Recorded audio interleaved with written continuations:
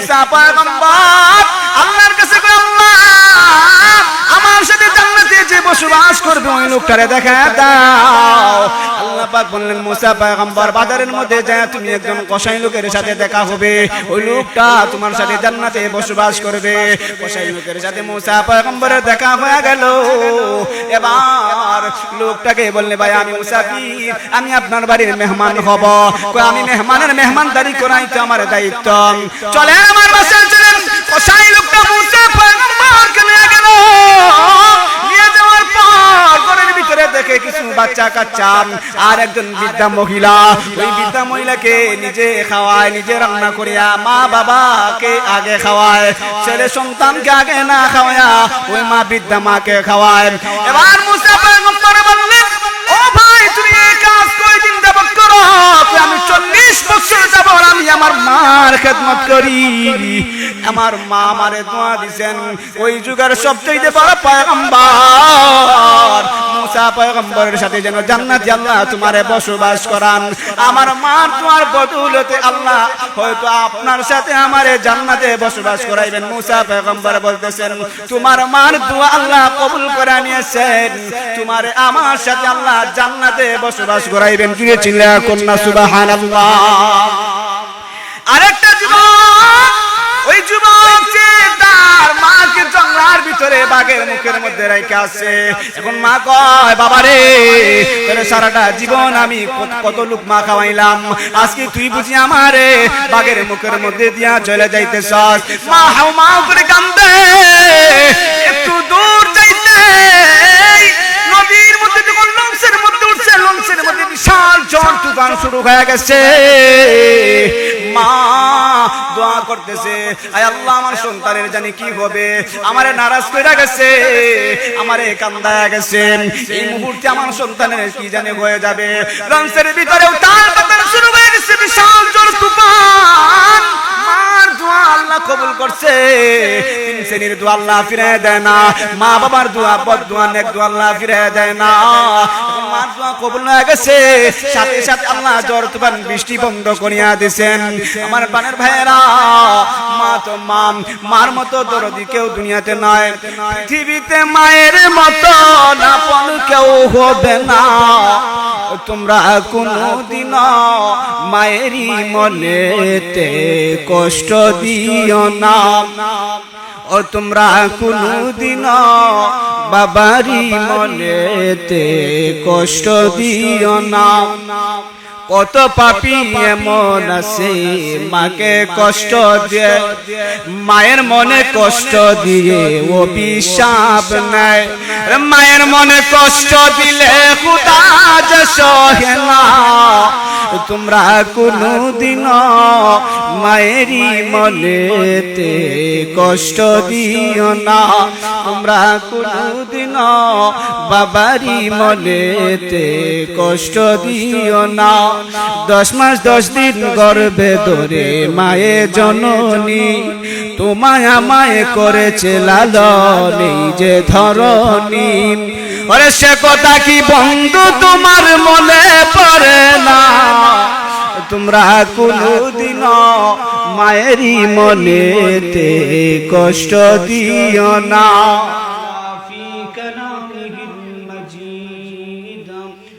وفي فرقانه الحميد. أعوذ بالله من الشيطان الرجيم.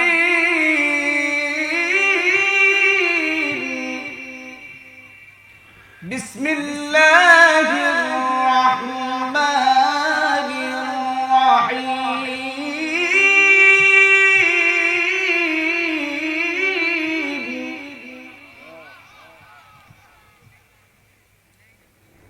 ولقد آتينا لقمان الحكمة أن اشكر لله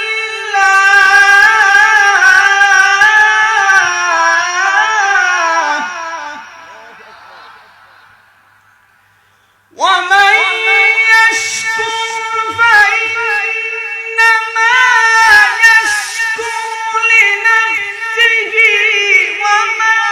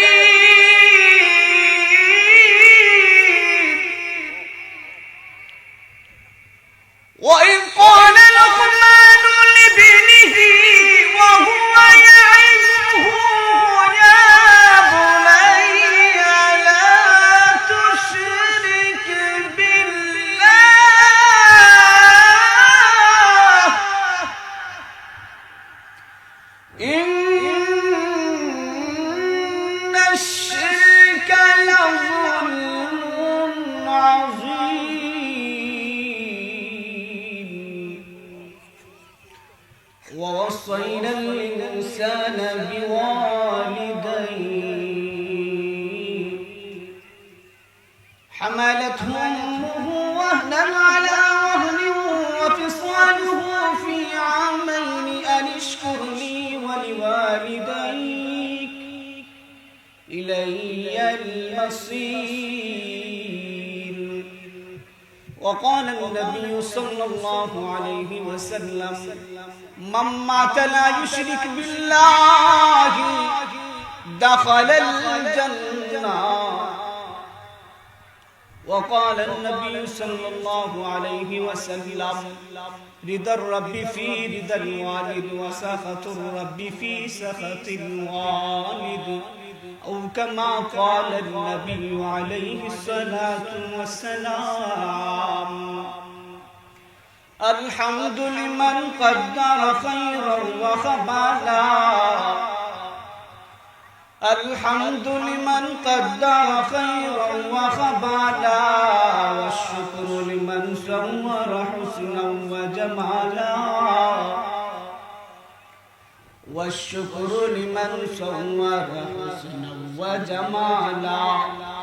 فرد صمد عن صفة الخلق بريء، رب أزلي خلق الخلق كمالا. لا زد ولا ند ولا حد لمولا، لا زد ولا ند ولا حد لمولا. الآن كما كان ولم يلق زوالا، الآن كما كان ولم يلق زوالا. لا مثل لمن صور مثلا ونذيرا، لا مثل لمن صور مثلا ونذيرا. من قال سوى ذلك قد قال محالا، من قال سوى ذلك قد قال محالا. لا قبل ولا بعد ولا وقت زمانا، لا قبل ولا بعد ولا وقت زمانا. لا مانع حاجب لله تعالى، لا والد لا ولد ولا عم وخالا، لا شبه ولا كفو ولا حد لمولا. আলহামদুলিল্লাহ, মহান রব্বুল আলামিনের দরবারে লাখ কোটি শুকর ও সুজুদ যে মহান রব্বুল আলামিন পূর্ব মঈনপুর এসপাটান হুসেন এতিমখানা হাফিজিয়া মাদ্রাসার ঐতিহাসিক ওয়াজ ও মাহফিলের মধ্যে আজকের মাহফিলের সম্মানিত সদর ইজলাস সভাপতি, মঞ্চ উপবিষ্ট জাতির কর্ণধার, জাতির বিবেক, কচিকাচা যুবক ভাইয়েরা, তালিবুল ইলম ভাইয়েরা, ইলম পিপাসু ছাত্র ভাইয়েরা, আমি আপনাদেরকে আবার অন্তরস্থল থেকে শুকরিয়া আদায় করে সুদূর সিলেট থেকে আমি আপনাদের দোয়া নেওয়ার জন্য আসছি। আপনাদের নেত্রকোনার গৌরব হুজুর আমার পাশে বসা, হুজুরের সামনে যে আমি এভাবে কথা বলবো আমার সেই বাকশক্তি, আমার ইলম হিকমত নাই। যদি আমাকে তৌফিক দান করেন তাহলে আমি আপনাদের সামনে যে আয়াত কারিমাগুলো তেলাওয়াত করছি, আয়াত কারিমাগুলো দুইটা হাদিস পাঠ করছি, ওই হাদিসগুলোকে সামনে রেখে কিছু আলোচনা করব। আপনারা শুনতে রাজি আছেন তো ইনশাআল্লাহ? তাহলে জুড়ে কখনো সুবহানাল্লাহ, আলহামদুলিল্লাহ, আল্লাহু আকবার বলতে রাজি আছেন তো ইনশাআল্লাহ? এই দেশ এখন তন্ত্র মন্ত্রের দিন শেষ, এই দেশ এখন ইসলামের বাংলাদেশ। এই যে যুবক ভাইরা এখানে বসে দেখা দিচ্ছেন পূর্ব মঈনপুরের এই যে বিশাল মাহফিল, এই মাহফিলের মাধ্যমে জাতিদের দেখা দিতেছেন এই দেশের মধ্যে কোন আউল বাউল ফাউল নাস্তিক যদি কোন গানের মঞ্চ বসায়, মদের আসর বসায়, নাচের আসর বসায়, আউল ফাউল গিরি করে, এই বাংলাদেশের যুবকরা যেখানে আউল ফাউল গিরি করবে, গান বাজনা বাদ্যযন্ত্র বাজাইবে, সেখানেই বাধা দেবে। কথা বলেন ঠিক কিনা? গত কয়েকদিন আগে আউল ফাউল কুল্লাউযু বিরাব্বিন নাস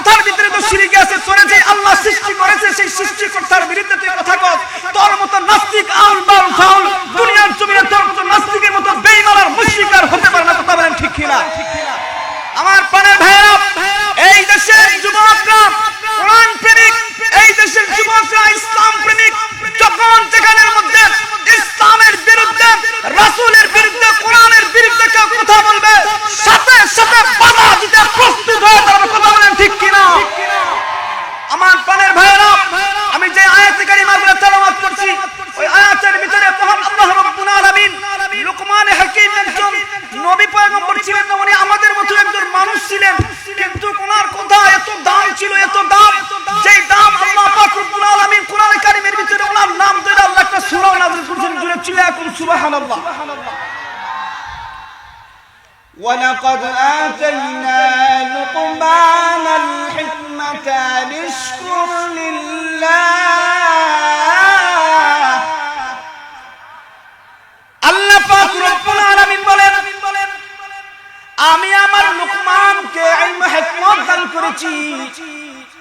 লুকমান হাকিম উনি একজন কালো মানুষ ছিলেন।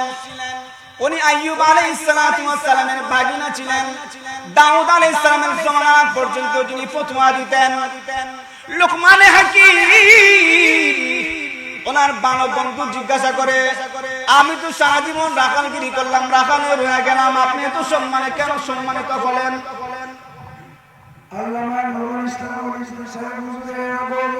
শুভেচ্ছার স্বাগতম।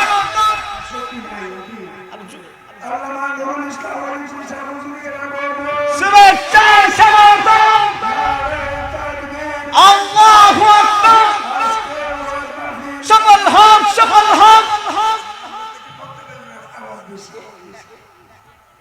মাশাআল্লাহ, মাশাআল্লাহ, আমাদের সিলেটের রত্ন, পুরা ওয়ার্ল্ডের যিনি তরজমানে আহলে সুন্নাত ওয়াল জামাত, বাতিলের বিরুদ্ধে বলিষ্ঠ কণ্ঠস্বর, আমাদের মঈনপুর নেত্রকোনা উনি চলে আসছেন।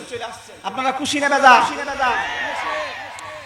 লুকমান হাকিম কালো মানুষ ছিলেন, উনি এত সুন্দর ছিলেন না। রাখাল বাল্য বন্ধু বলে, ও লুকমান, আপনি কেমনে এত সম্মানিত হলেন? আপনার নামের মধ্যে আল্লাহ কোরআনের মধ্যে নাম ধরে আল্লাহ সূরা নাযিল করেছেন, আপনাকে আল্লাহ এত সম্মানিত করেছেন। লুকমান হাকিম কয়, আমি আমার জীবনে কোনদিন আমার রবের শুকরিয়া না শুকরিয়া আদায় করি নাই, শুকরিয়া আদায় করেছি। আমি আমার জীবনে কোনদিন কখনো মিথ্যা কথা বলি নাই। আমি আমার জীবনে কোনদিন এই দুঃখ ছাড়া দুই চোখ দ্বারা কখনো কোনো পরনারীর দিকে কুদৃষ্টিতে তাকাই নাই, কোন জিনা ব্যভিচারের মধ্যে আমি লিপ্ত হই নাই। আমার এই দুই চক্ষু দ্বারা জীবনে কোনদিন আমি গুনাহ কাজ করি নাই। ও যুবক, আজকে তুমি কত সিনেমা দেখো, নগ্ন ছবি দেখো, কত গান বাজনা, আউল ফাউলগিরি, কত গান বাজনা, বাদ্যযন্ত্র এসব দেখো। লুকমান হাকিম একজন কালো মানুষ, যার নাম আল্লাহ কোরআনের মধ্যে নাম ডাক দিয়েছেন।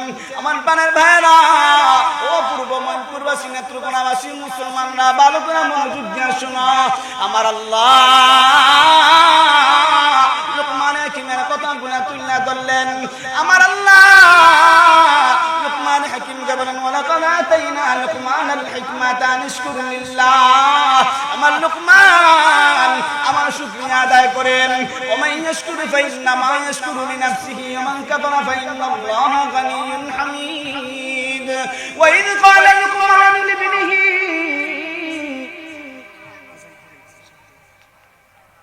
একজন আযানের জবাব দেই।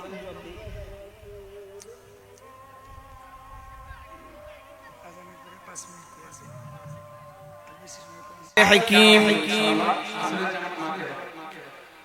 লুকমান হাকিম ওনার ছেলেকে ওসিয়ত করে, ও আমার আদরের ছেলে,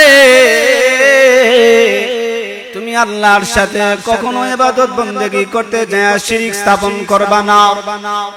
কেননা শিরক এমন জঘন্যতম অপরাধ, সব গুনাহ আল্লাহ মাফ করে দিবেন, কিন্তু শিরক এই গুনাহ আল্লাহ মাফ করবেন না। এরপরে রাখাল কয়, ও ভাই, তুমি যেহেতু সম্মানিত হইলা, আর তুমি কি কাজ করলা? আমার জীবনে কোনদিন আমি আত্মীয়তার হক নষ্ট করি নাই, আমি আমার মা বাবার সেবা যত্ন করেছি, আমি আমার জীবনে কোনদিন হালাল জীবিকা ছাড়া হারাম খাদ্য খাই নাই, আমি আমার অল্প হালাল জীবিকাতে তুষ্ট ছিলাম, যার কারণে আল্লাহ আমার নাম কোরআনের মধ্যে তুলে ধরছেন। পুরা মানব জাতিকে, বিশ্বের যত মানব জাতি আসবে, সব মানব জাতির জন্য এই উপদেশগুলো হেদায়েত পথ প্রদর্শক হবে। আমার আল্লাহ যারা দেন, আমার ছেলে লুকমান হাকিম ছেলেকে উপদেশ দেয়, ও ووصينا الإنسان بوالديه حملته أمه وهنا على وهن আল্লাহ পাক রব্বুল আলামিন কখনো আল্লাহর হক কথা বলার সাথে সাথে আল্লাহর হকের সাথে সাথে যেন মা বাবার হকের কথা তুলে ধরলেন, যেন প্রধানমন্ত্রী আর পাশে আরেকজন বসায়া দিলেন। স্বয়ং আল্লাহর সম্মানের পর যার সম্মান, তার সম্মানটা হলো মা বাবার খেদমত। জুড়ে চিল্লা কন্যা সুবহানাল্লাহ। আমার আল্লাহ জানেন যিনি কেমন সুগন্ধতম অপরাধ, ইন্নাল্লাহ লা ইয়াগফিরু আন ইউশরাকা বিহি ওয়া ইয়াগফিরু মা দুনা যালিকা লিমান ইয়াশা। সব গুনাহ আমি আল্লাহ মাফ করিয়া দিব, কিন্তু শিরক এমন সুগন্ধতম অপরাধ মাফ নাই। অতএব তুমি তোমার মা বাবার খেদমত করবা, কারণ তোমার মা তোমারে গর্ভে ধারণ করেছে, কষ্টের পর কষ্ট ভোগ করেছে এবং তোমারে টানা 2টা বছর দুধ পান করাইছে। আনিস করলি ওয়ালি ওয়ালিদাইক, রবের শুকরিয়া আদায় করার সাথে সাথে তোমার মারও শুকরিয়া আদায় করবা। আমার আল্লাহ জানা দেন তোমার মার যদি খেদমত করতে পারো, মার খেদমত করলে রিদার রব্বি ফি রিদাল ওয়ালিদ, মার খেদমত করলে আল্লাহ সন্তুষ্টি, মার খেদমত করলে কে সন্তুষ্টি? তিনি ছিলেন এখন না কে? আল্লাহ সন্তুষ্টি। এইজন্য মা বাবার খেদমত করা, লোকমান হাকিম মা বাবার খেদমত করে আল্লাহ পাক রব্বুল আলামিন সম্মানিত করেছেন। হযরতে মূসা পয়গম্বরের সাথে স্বাভাবিক একজন কসাই লোকের জান্নাতে বসবাস হবে। মূসা পয়গম্বর আল্লাহর কাছে কয়, আল্লাহ আমার সাথে জান্নাতে যে বসবাস করবে ওই লোকটারে দেখা দাও। আল্লাহ পাক বললেন, মূসা পয়গম্বর বাজারের মধ্যে যায় তুমি একজন কসাই লোকের সাথে দেখা হবে, ওই লোকটা তোমার সাথে জান্নাতে বসবাস করবে। কসাই লোকের সাথে মূসা পয়গম্বরের দেখা হয়ে গেল। এবার লোকটাকে বললে, ভাই আমি মুসাফির, আমি আপনার বাড়ির মেহমান হব। কই আমি মেহমানের মেহমানদারি করাই তো আমার দায়িত্ব, চলেন আমার বাসায় চলেন। কসাই লোকটা মূসা পয়গম্বরকে নিয়ে গেল। নিয়ে যাওয়ার পর ঘরের ভিতরে দেখে কিছু বাচ্চা কাচ্চা আর একজন বৃদ্ধা মহিলা। ওই বৃদ্ধা মহিলাকে নিজে খাওয়ায়, নিজে রান্না করিয়া মা বাবাকে আগে খাওয়ায়, ছেলে সন্তানকে আগে না খাওয়ায়া ওই মা বৃদ্ধা মাকে খাওয়ায়। এবার মূসা পয়গম্বর বললেন, ও ভাই তুমি এই কাজ কয়দিন যাবত করো? আমি 40 বছর যাবত আমি আমার মার খেদমত করি। আমার মা আমারে দোয়া দিবেন, ওই যুগের সবচেয়ে বড় পয়গম্বর মূসা পয়গম্বরের সাথে যেন জান্নাতে আল্লাহ তোমারে বসবাস করান। আমার মার দোয়ার বদৌলতে আল্লাহ হয়তো আপনার সাথে আমারে জান্নাতে বসবাস করাইবেন। মূসা পয়গম্বর বলতেছেন, তোমার মার দোয়া আল্লাহ কবুল করে নিয়েছেন, তোমারে আমার সাথে আল্লাহ জান্নাতে বসবাস করাইবেন। জুড়ে চিল্লা কন্যা সুবহানাল্লাহ। আরেকটা যুবক, ওই যুবক যে তার মাকে জঙ্গলার ভিতরে বাঘের মুখের মধ্যে রেখে আসছে। এখন মা কয়, বাবা রে সারাটা জীবন আমি কত লোক মা খাওয়াইলাম, আজকে তুই বুঝি আমারে বাঘের মুখের মধ্যে দিয়া চলে যাইতেছস। মা হাউ মাউ করে কান্দে। একটু দূর যাইতে নদীর মধ্যে যখন লঞ্চের মধ্যে উঠছে, লঞ্চের মধ্যে বিশাল ঝড় তুফান শুরু হয়ে গেছে। মা দোয়া করতেছে, আয় আল্লাহ আমার সন্তানের জানি কি হবে, আমারে নারাজ কইরা গেছে, আমারে কান্দায়া গেছে, এই মুহূর্তে আমার সন্তানের কি জানি হয়ে যাবে। লঞ্চের ভিতরে উতাল পাতাল শুরু হয়ে গেছে, বিশাল ঝড় তুফান। মার দোয়া আল্লাহ কবুল করছে। 3 শ্রেণীর দোয়া আল্লাহ ফিরায় দেয় না, মা বাবার দোয়া, বদ দোয়া, নেক দোয়া আল্লাহ ফিরায় দেয় না। মার দোয়া কবুল হয়ে গেছে, সাথে সাথে আল্লাহ ঝড় তুফান বৃষ্টি বন্ধ করিয়া দিয়েছেন। আমার প্রাণের ভাইয়েরা, মা তো মা, মার মতো দরদি কেউ দুনিয়াতে নয়, পৃথিবীতে মায়ের মতো আপন কেউ হবে না। তোমরা কোনদিন মায়েরই মনেতে কষ্ট দিও না, ও তোমরা কোনদিন বাবারই মনেতে কষ্ট দিও না। কত পাপী এমন আছে মাকে কষ্ট দিয়ে, মায়ের মনে কষ্ট দিয়ে অভিশাপ নেয়। মায়ের মনে কষ্ট দিলে খোদা যে সহে না তোমরা কোনদিন মায়েরই মনেতে কষ্ট দিও না তোমরা কোনদিন বাবারই মনেতে কষ্ট দিও না 10 মাস 10 দিন গর্ভে ধরে মায়ে জননী তোমায় আমায় করেছে লালন এই যে ধরনী ওরে সে কথা কি বন্ধু তোমার মনে পড়ে না তোমরা কোনদিন মায়েরই মনেতে কষ্ট দিও না মা বাবার সাথে কখনো বেয়াদবি আচরণ করবে না ঠিক আছে ইনশাআল্লাহ আল্লাহ পাক রব্বুল আলামিন আল্লাহর হক এবং মা বাবার খেদমত করার তৌফিক দান করুন আমাদেরকে নামাজের জন্য সবাই প্রস্তুত হয়ে যায়